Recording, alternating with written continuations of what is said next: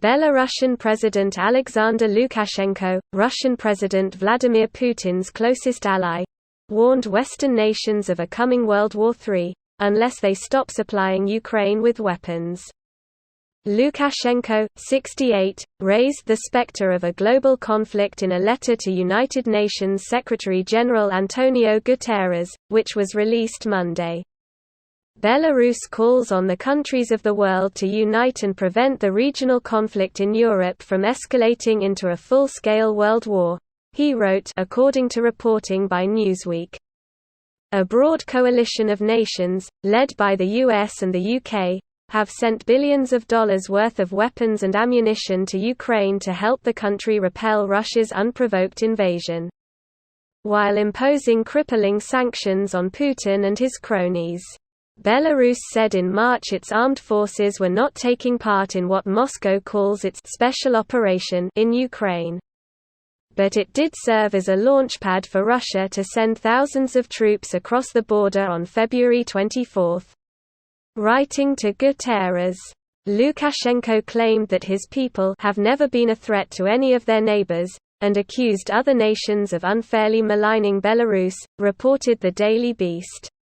"We are not aggressors, as some states try to present us," he argued. "We are not traitors.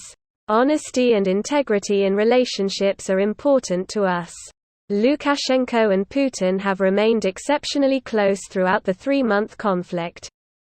During a televised meeting of the two allies in the Black Sea resort of Sochi on Monday, the Belarusian president defended his Russian counterpart, arguing that Putin was not to blame for the global economic chaos that has been unleashed by the war. "What is happening over there is that they really underestimated it by reading their own media," Lukashenko said, referring to Western nations. "They got inflation, yet the truth is, Putin is to blame. Putin is to blame for everything." In his letter to the UN chief, Lukashenko, who has ruled as a de facto dictator in Belarus since 1994, continued with that theme, painting Russia as the real victim. The reluctance of Western countries to work to strengthen unified and indivisible security.